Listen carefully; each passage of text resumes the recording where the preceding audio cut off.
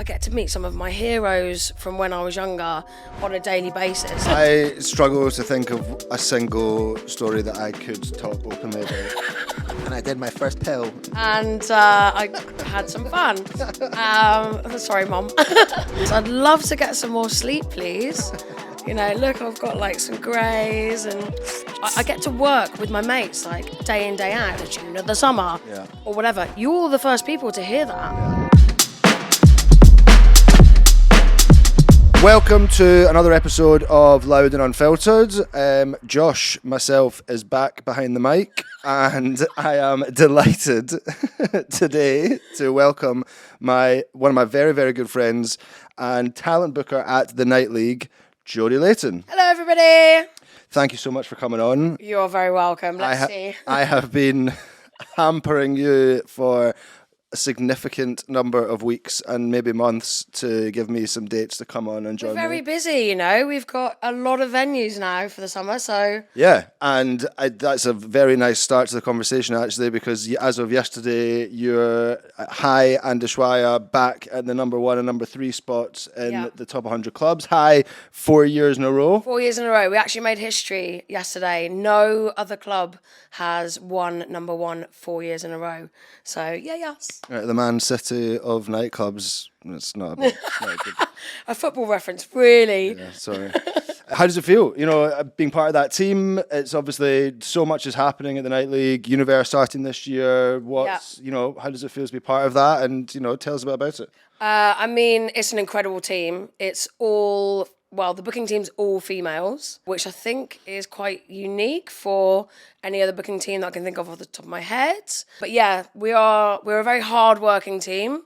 Obviously, we have a lot of artists to book. We do UNVRS now, we do Hï, we do Ushuaïa, and we have some other projects in the line. We've got Ushuaïa in Dubai as well. And more to come. So yeah, very busy team, but a very, very cool... hard-working crew. I'm very happy to be a part of it. Amazing. Quite a few of our old chums over at the Night League now, but obviously we first knew each other from working at Ministry. Correct. Which it feels like multiple people. There's loads of us who were kind of previously there, and now I said to Caitlin in my first podcast I did with Caitlin, we like all of us are kind of. I think Caitlin's the only one that's still actually at Ministry. The rest of us are all doing some pretty awesome and mad things all around the industry. I kind of feel like Ministry was the university of the industry.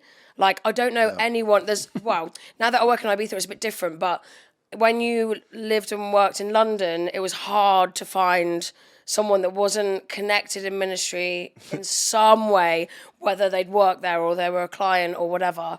It's quite an incestuous place to work. Yeah, Alex is sick of it. Whenever we go to IMS or ADE or something, and I would see somebody else, and then he's like, "Who's that?" And I'm like, "Oh, you used to work in Ministry." We're everywhere. Fucking everywhere. But it is nice. It's super nice that all of us are still so close, and I do like it when we're at like an IMS or an ADE or something, and we're all there, and it turns out there's like 15, 20 of us all. Very cool. All there, and without dwelling too much on Ministry again, as I said this in the last time, I think all of us have got lots to thank them for. Absolutely. I don't think any of us would be doing what we're doing if it wasn't for that. I agree. I kind of feel like it was a very like tough upbringing, let's say. They were very strict, but I feel like if they hadn't been so strict, we potentially might not have gone on to do the things that we're doing now. Yeah. And they instilled such a mad work ethic into us all. Yeah. That, I'm grateful for that, really. Yeah, for sure. It was a bit of coming from that world was a culture shock coming into this environment, as I've said before. Everywhere's a little bit more chilled after you've worked in Ministry. Actually, probably not. Not now, maybe. Yeah. We've been friends for, 11 years or so now or something. It was a golden era, I think, of Ministry when we were there. But like we said, we've kind of all gone on to do some really cool things. But, tell us a bit about what you're doing now, what you've kind of done since Ministry, how you've got to where you are. Okay, well, I mean, I'll tell you a short version. But I did fine art at uni. So to get into music from that was quite a difficult thing to do. But I think the way that we all got into music was by going out partying at uni and, having such a mad passion for it. And I started working for a very good friend of ours who also worked at Ministry called Nick Wilson. Oh, yeah. and Gavin Mitchell. Yeah. And they worked at the amazing Turnmills at the time. And I was like a student flyer at Turnmills. Yeah. And I used to like organise coach load of people like once a month to go to Turnmills and have a very lovely time with my friends. And then when I left uni, unfortunately Turnmills had shut down and Nick had moved to ministry. Yep. So I kept in touch with Nick, eventually ended up working there as a flyer, as we all start. Yep. Moved my way up into promotions, and then finally part of the bookings team with Nikki Gordon, Mike Robinson, Andy Blackett was obviously the head honcho when we first started. Yep. With Gary Smart. And it was such a unique place to work, like very scary coming out of uni at the time, but yeah, it was. There are some mad stories which I probably can't go into on here. I struggle to think of a single story that I could talk openly about on here. Yeah, maybe the bloopers offline. And then when I worked at ministry, I also ran Brixton Beach, which was a rooftop in Brixton, and me and a bunch of friends hired the space, built a beach. We put 40 tons of sand down on a beach, and it was like 1,000 cap venue. In the summer and in the winter, we kind of changed the theme on it, and that ran for 3 years. And I also did a mac and cheese pop up for a couple of years. Yeah. And what was it called again? Max of the Future. Yeah. I fed all my friends, basically made all my friends really fat. It was great. It was good. It was good. It was good cheese. It was very good. Did loads of festivals and stuff with that, but at the time I was doing Ministry of Sound. I fucking forgot you did that. Yeah, dude, what the hell? But I was doing Ministry and Brixton Beach, like bookings, and Max of the Future, so it was quite an intense part of my life. I think it actually kind of set me up for what I'm doing now, to be honest. Yeah. So I'm kind of grateful for that. And then we finished Brixton Beach because Mike Ashley actually bought the building. Mike Ashley? Yeah. Because Sports Direct was downstairs. So the devil. and then, moved to Pacha in Ibiza to be the booker with Jess and Lewis for a couple of years. Yep. And then we had COVID. So there were no clubs. And I'd always kind of I met Leslie at ADE like a few years prior to that. And we just got on like a house on fire. Like if you know Leslie, she's an absolute fucking legend. So we kept in touch, and I kind of always had in my head, like, I really want to work with Leslie, the TNL or whatever, but I was just like, we connected, like our energies like connected quite well. Yeah. And we were just terrors together, basically. When COVID happened. I think you may have that influence on people. So she has it on me and then I have it on other people. Oh, okay, right. I mean, I'll take that, to be honest. Thank you. Yeah, what was I saying? Oh, yeah. So then when COVID happened, I was like chatting to Leslie about whether there was any opportunities available. And then, they offered me a job at TNL, the Night League. And I went to meet Jan. And kind of the rest is history, really. And then I've been there this will be my 4th summer. And it's incredible. Like, the people that I work with are just, like, as I said, it's like all women team, and they're just like such good like gals to work with, like very inspiring, very hardworking, and it's a fun crew. It's like they kind of like, you have to go to work every night, like, and have your social battery up here. Yeah. And they make it quite easy to do that, to just like lift yourself up and be like, right, okay, let's go. Yeah. And that is that new offices and stuff that you guys moved into recently? Yeah. So it's actually like over the other side of the island. It's the most ridiculous villa. Mad villa. It's like a villa. It's incredible. That's ridiculous. Yeah, it's so nice. I got to drive into Wapping every day, and you get to walk. This is lovely. What you're talking about? It's like lovely natural life. It's no fucking celebrity mansion in Ibiza. We do have a pool as well, by the way, but I don't think any of us is swam in it yet. So, and the booking team have like the turret in the villa. It's very grand. I feel very lucky. Very grand. You've worked at some obviously Pacha, Ministry. How does it compare? Are they very different? Are they similar? It's kind of Ministry actually. As I said, I kind of feel like Ministry installed like such a great work ethic in us, as I said before. But the Night League is like, it's a whole nother level. Like it's everyone there has to bring their A game to, we have so many projects and we're so professional and we execute all of our shows to such a high standard. I think like anyone that doesn't bring that level of like professionalism is kind of falls to the wayside, you know? Yeah. Yeah. So yeah, it's an exciting place to work, to be honest. It's always constantly evolving, and you know, there's always like new projects popping up, and yeah, it's always moving and pushing to be like the best of what it can be. Yeah. Which is great. What's it? How many bookers are in the team? Leslie, Shirin, Gabby, and Itzia, and myself. All women. Yay. Was that a conscious decision to have an all-women team? Do you I know, just or think, is you that know, women are naturally the best. So, not kidding. No, I'm not actually too sure, to be honest. I kind of feel like maybe it just happened that way. I don't know whether it was a conscious decision. Do you think agents respond better to women than male bookers? We're quite tough. We are very tough when we need to be, but potentially, yeah. Do you find the dynamic different in a kind of in a bigger booking / all female team than you have at previous places? Is it? And obviously there's you know, I guess across the venues as well. There's such a variety of genres. Yeah, I kind of like in the bookings team, like everyone kind of has their own lane of expertise. Like some of us cross over in certain areas, but generally speaking, we've kind of all got our own lane.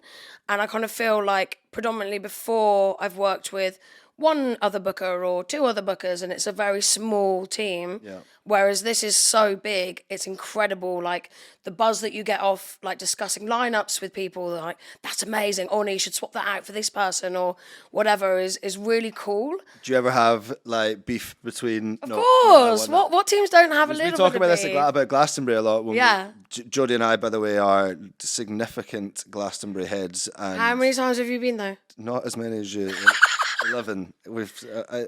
How many are you on 16, I think. there? Yes, fuck Yeah. you.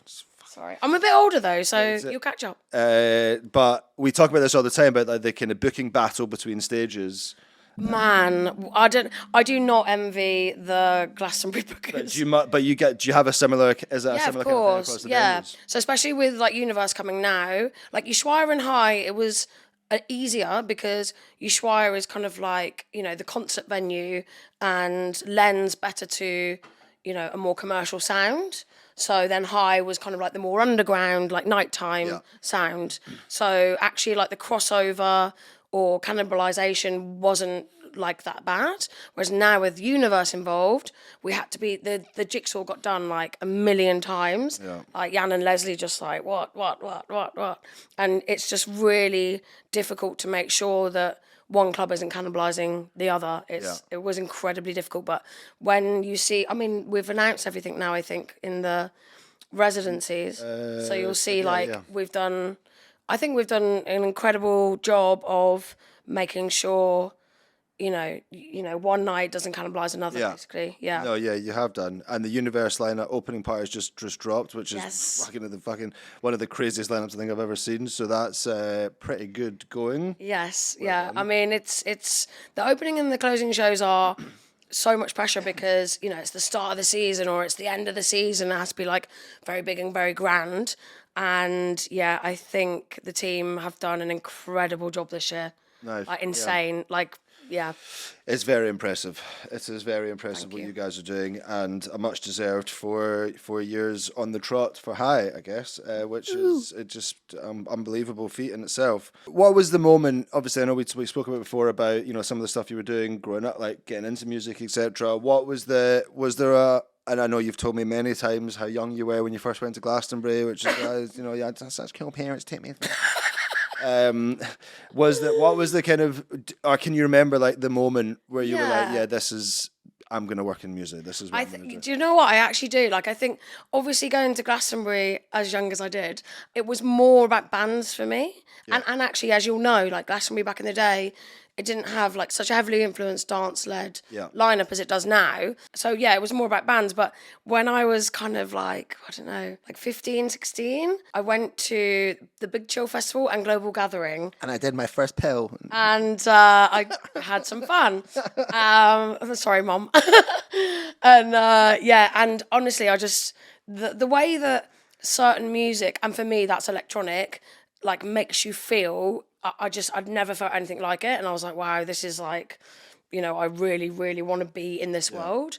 And, you know, coming from an kind of like art degree background, I don't know, my options were, I could only see one option basically. I really, really wanted to be in dance music. So I kind of spent my 4-year art degree like, you know, making sure that I was making the right connections at Turnmills and putting on my own events and, you know, like practicing for the future basically, rather than doing a lot of art.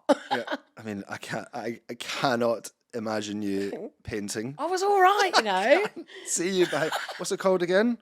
What's the thing? An easel. An easel, that's it, an easel. I can't see you standing with yeah. an easel. Thanks, mate. It's so funny. I just can't picture. What kind of things did you paint? Oil paint, landscape. Have you got any? Of course. Oh, please send me Yeah, some. I will. If we send me some, we can put some screenshots. Oh on my this, God, on you're the... definitely not getting any now. Jesus Christ. No, please send me some though. I will. Did you always want to be a booker? Yeah, because I kind of feel there's something quite like magical about knowing that you're creating a lineup that people are coming to experience, like whether they're coming to Ibiza on holiday or, you know, it's in London and they're going out with their mates or whatever. It's like you've curated that music for their journey for that night, and I love that. I think it's incredible. Like I really buzz off. Like when you've put a lineup together, like obviously booking in Ibiza, I have to put lineups together that I'm not necessarily into myself, and that's fine because someone is into them. But when I put together a lineup that I personally am into, I'm like, rah, I get a real buzz off it. It's incredible. Yeah, I know what you mean. I remember the moment for me was like one of the first ever night. I always knew I wanted to work in music. Didn't know what I wanted to do for so long. I wanted to sing. I wanted to write. I wanted to just. You're a really good singer. Thanks. We can put one of his tunes up on the podcast later. No. But I always knew I wanted to do it, and I kind of never really knew what I wanted to do. And I remember the first ever event that I was involved in first year at uni was. Do you remember Lovedo? Yeah. Called Lovedo. It was like a hip hop event, and it was Maceo from De La Soul was DJing, and it was like, you know, as you said before, you know, was my involvement in that event was maybe selling 3 tickets to like some. But you loved it. To my 3 friends and been handing out flyers and giving it a fucking VIP wristband or something. But I remember the feeling of standing on the stairs with the other promoters and looking at the sold out, like looking down on like 2,000 people, and that was the first time I had that event feel, when I was just like, wow, this is it. Amazing. I don't know. It's like, fuck all. Like I love singing, I love writing, I love playing guitar, all the fucking instruments, but that feeling, I never ever had that feeling before, and I had next to no involvement in. 3 of those people came to that club because of me, out of the 2,000 whatever it was. But I was like, yeah. But those 3 people had the best fucking night. Yeah, so. This is it. But I didn't know. I still don't. I don't do one thing, right? So there's lots of different things that I do. So I still don't really know. But I always knew from then it was events, and it was that feeling, that like buzz of like, not necessarily, as you said, like curating the lineup as such, which I do get that buzz, but it's just like putting on that show. Yeah. Putting people in a space, and you're like, yeah, I've done that. And exactly, like you're responsible for their do you know what I mean? Like, do you remember when you were a kid, when you were like, I don't know, like 17, 18, and you'd go out to a rave with your mates, and you'd maybe only know like the headliner or something, and the rest you were like exploring like new DJs or whatever. And I just remember that feeling of like going out with your friends and like coming home at ridiculous AM, but you just had the most amazing night. Yeah. And now that we're at our grand old age and we're a bit further along in the industry, we're doing that for the younger generation. Yeah, and I love that. I couldn't think of anything worse than being out till 6 a.m. anymore. I'll remind you of that at Glastonbury. Yeah, I can't do it. My body doesn't allow me to do it in the same way. Glastonbury is different. Glastonbury is very different. But that is you live that way. Yeah, so it's quite intense. Like in the summer, we work like we've got 3 venues now that are open 7 days and nights a week. So, you know, the events will finish 6:30, 7, depending on what show it is. And you kind of just like train your body. So like over the course of, I think we go 7 nights a week mid-June. So yeah, and you just over that time you have to switch your body clock. It's quite difficult. The first bit's a bit rough, but once you're into a flow, it's like that's your daytime. Yeah, your stamina is next to none. I don't know. Do you know Dennis Menendez? Okay, he might rival you. Yeah. Well, no, we're on par. Yeah, I mean it's very close. I actually think I think you may pip him though. Fantastic. Because he will on camera. He will be Dennis will be more pickled than you at late. I'm professional. I hold it together. Yeah, you hold it together. Yeah. You hold it. Sorry, Dean. But He wouldn't expect anything else, to be honest. It's definitely true. When you stop talking, Jodie's still speaking. Yeah. That's still. Yeah. I think that's a good. That's Yeah. a good description. Has any person or people or thing had who's made a significant impact on you as you've kind of gone through and kind of shaped the direction that you wanted to go in and who you are so now? many people. I've mentioned quite a few names already in terms of ministry, like Andy Blackett, Phil Sales, Gary Smart, they were all played such a massive part in that journey of that period of my life. And then, moving forward into my future, Leslie, we just have such an amazing time together. Jan is just such a visionary. I would say on a day to day, it's my mates. I get to work with my mates day in, day out. I'm very lucky. Sparrow works with me day in, day out. I could not do my job without having Sparrow there to call him and be like, what the fuck? And he'd be like, okay, chill, you know? Yeah. And he's just such a calm, grounding person to have in your life. And then Dennis and George, who work at Defected, they do Glitterbox with us every Sunday. So it's kind of gone full circle of we all used to work at ministry together, sat next to each other. And then obviously everyone kind of, George moved to Defected and everyone kind of drifted into their own things. And now it's gone full circle. And now we're all back working together in the same venue again, but in Ibiza. Yeah. It just blows my mind, to be honest. I'm very incredibly lucky to work with some of my best friends on a daily basis. Is incredible. Yeah, I feel super grateful. No, it's awesome. It's awesome. And they're actually mental people. Yeah, they are very much so. As you know, they're some of the best humans there are. But off their fucking heads. But mad cunts. No, you can say. Yeah, cunts, perfect, mad cunts. My question was, what have you found most challenging about what you do? Okay, so. What you were saying, maybe it's the lineups that I have to book. Yeah, lineups. You mentioned before about Ibiza. You're not always kind of booking. You book for your own venue. You kind of are catering for yourself, but Ibiza, you're catering to other people from all over the world. Yeah. So I don't feel like that's the most challenging. As I said, I feel that as a booker, you kind of have to have quite a wide range of musical knowledge.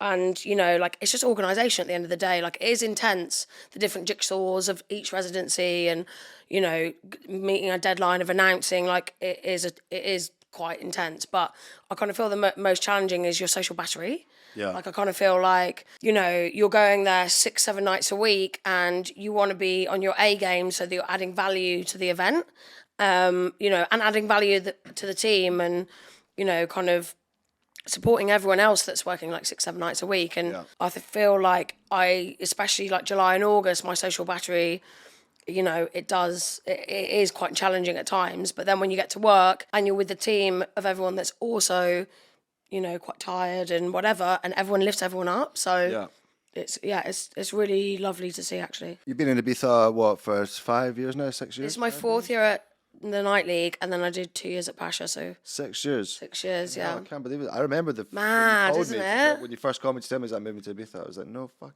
Yeah. Have you found that as being out there has shaped you in a different way to the maybe you would have been had you not been living over there? Yeah, for sure. I feel in Ibiza you've got to cater to an international audience, and I've actually just taken on a new project called Unlocked in Shoreditch.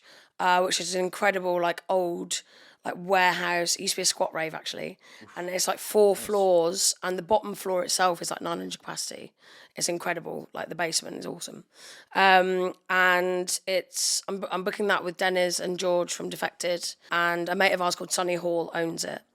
And it's just good to kind of keep your foot in the London scene and know what's popping, because when I first started working on that project, there was a couple of names that were thrown around.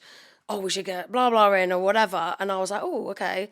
And it wasn't really on my radar because they're this level. And in Ibiza, I kind of feel you only know about artists that get to a certain level that they would cater to an audience that might be a bit more international. So it's really good to do projects like that that are still in London, so that I can kind of, get a gauge of what's going on over here still. Yeah.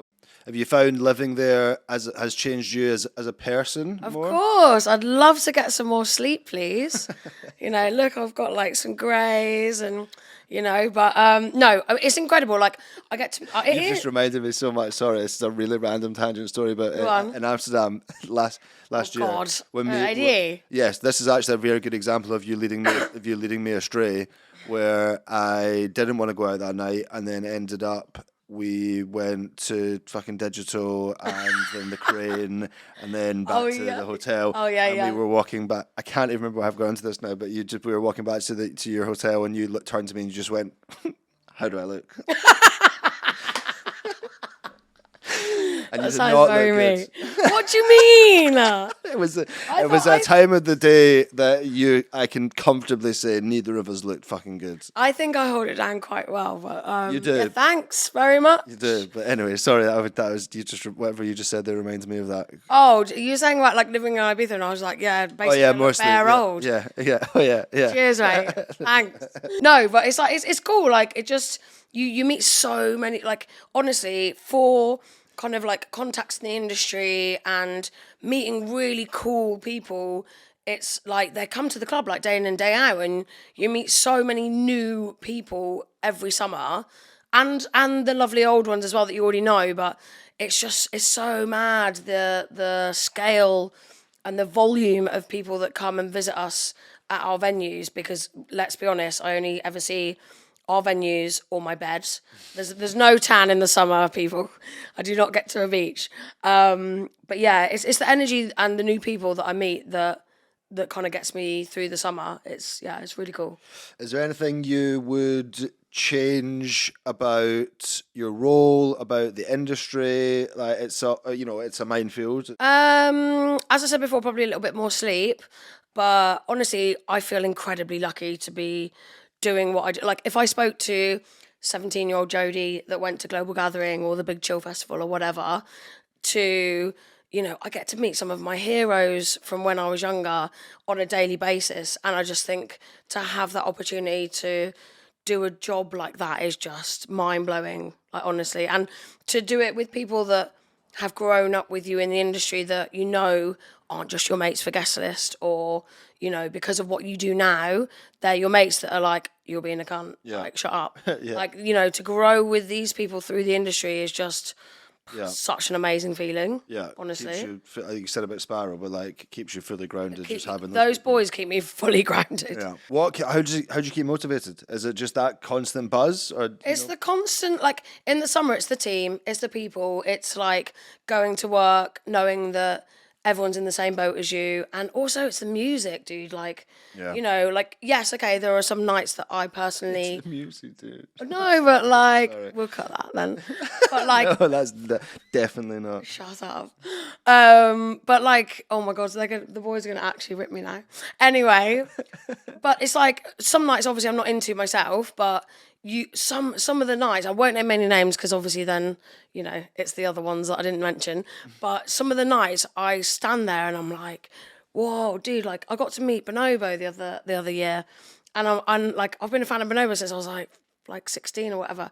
And I was like, this is like full circle shit. Yeah. Do you know what I mean? And it's acts like that I get to meet, and the music that I hear, because like obviously the music in Ibiza, you're gonna know like the tune of the summer, or whatever. You're the first people to hear that, and then you hear like all the other DJs playing it, and you're like, okay, cool. So there's like 2 or 3 or 4 or whatever, and you're like, they're the tunes of the summer, and it's like it's such a these people are only coming for like a week or whatever. They might not know that's the tune of the summer yet. We do. It's amazing. Has there been anyone that's like that you've super fangirled over? Like, do you still ever get starstruck? I don't want to. Yeah, well, not now. Probably not so much. But I mean, I don't want to. It's quite embarrassing, isn't it? Go on. No, well, I mean, Bonobo for one. Like, that was incredible. Yeah, I stopped it a long time ago where you just kind of go, but Emily Evis, genuinely. Oh my God, I would love to meet her. I freaked out. Alan dragged me over. I was like, I can't speak to her. He was like, no, come on, we're going. I was like, I can't do it. Where was this in? At the charity thing. There was that charity event at Fabric. They raising money for that foundation, and she was there. And I was standing in the smoking area with Alan, and he was like, "There's Emily," and I was like, "No." I was like, "No," and he was like, "Well, we'll go and speak to her." And I was like, "No." I was like, "I can't." And what did you say to her? I can't. And I grabbed my wrist and dragged me over. And Alan went, "Hi, Emily. It's nice to meet you." I went, "Look! I'm still wearing the band." Lost cheers. I was like, "It doesn't come off. The next one goes on." And she's like, "Okay." But she must get like, because it's such an amazing, magical place. Like she must get so many people just like. But I mean, especially with the venues.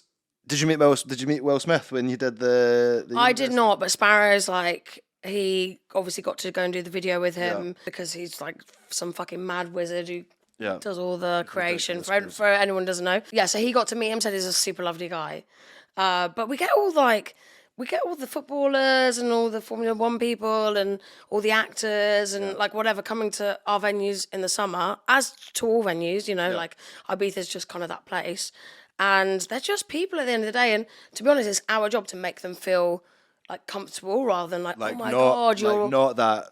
Not that they're famous. It's just like, you know, we're here to make your experience like, you know, before you were famous. Yeah. Like have a fucking rave. Yeah. Do you know what I mean? Like you can't come backstage. Fuck you. Yeah. No.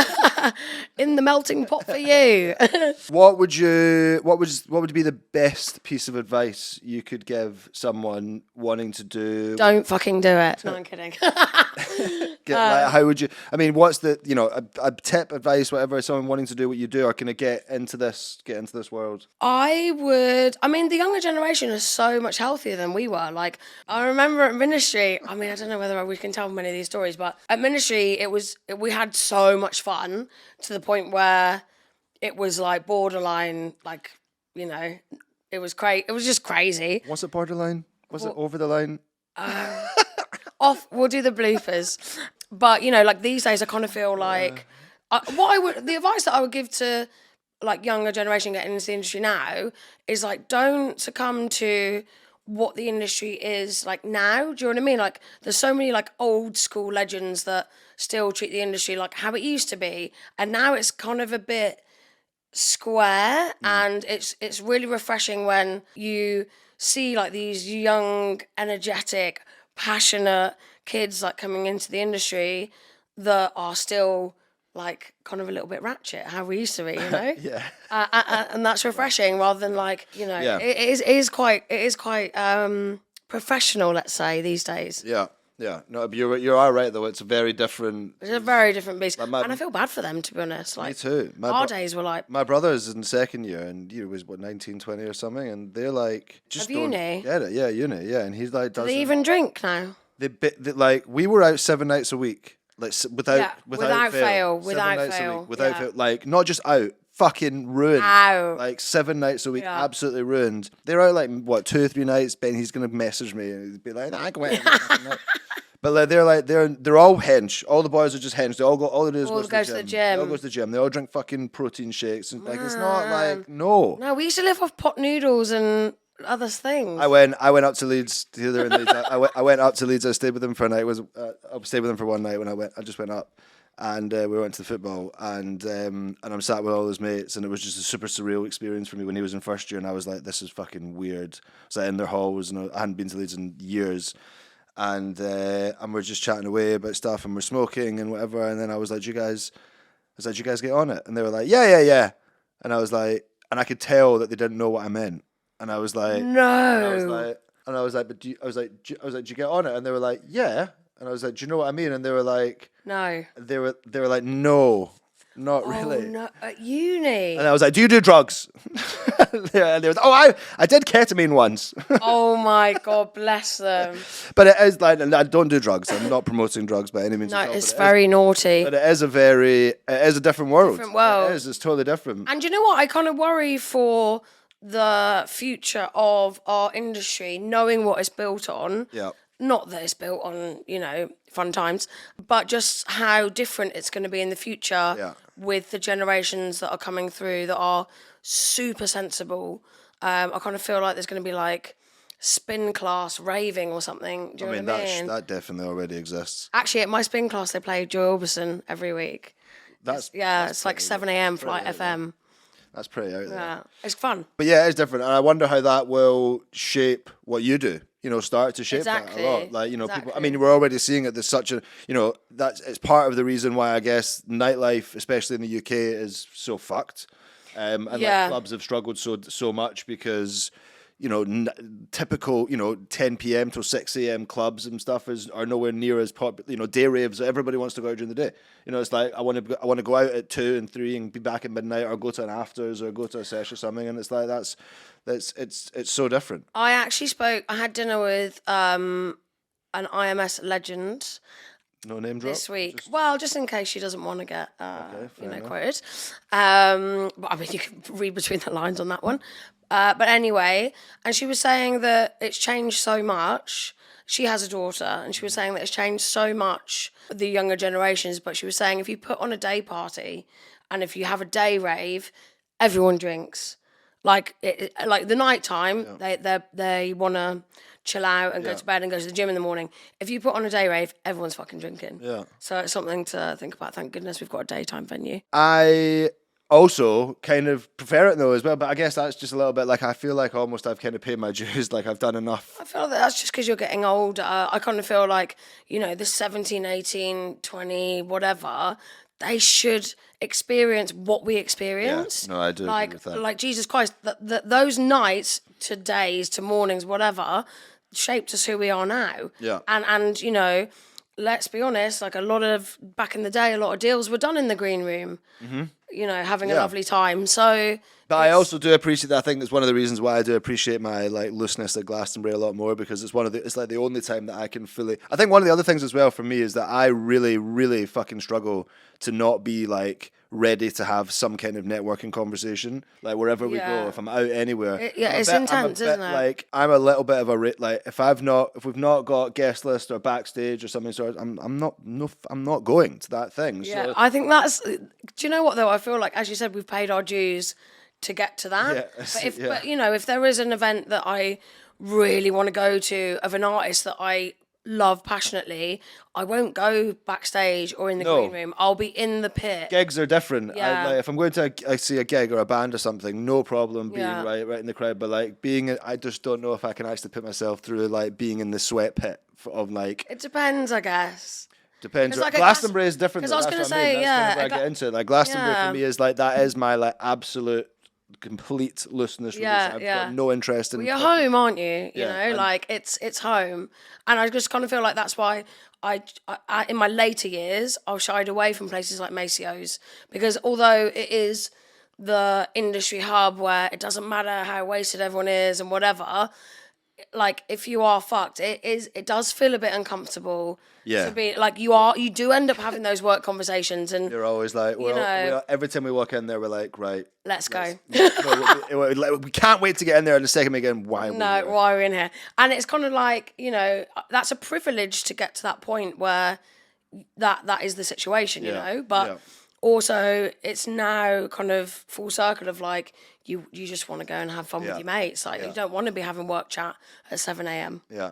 It's been so lovely chatting to you about this stuff. Much. It's stuff that we actually haven't, some bits that we actually don't normally talk about in our normal bands conversations. So it's been super awesome to have you on. Thank you so much. I guess last thing to finish off, what are you most excited about this year? What's coming up? What are you doing, or for the venues, or what's going on? I mean, UNVRS, it is such an incredible opportunity for us to open what was the biggest club in the world was privilege, and wait until you see what we have in store. It looks fantastic. Yeah, I can't wait to see it. So UNVRS and our new project Unlocked in Shoreditch with George and Dennis. Yeah, I'm buzzing to see more about that and to come into the UNVRS. And congratulations again on Hï in Ushuaïa. Thank you very much. Getting into the top 3. Well done. Big love to you and to the Night League and to everyone involved in your crew. Thank you. Thank you guys again for listening.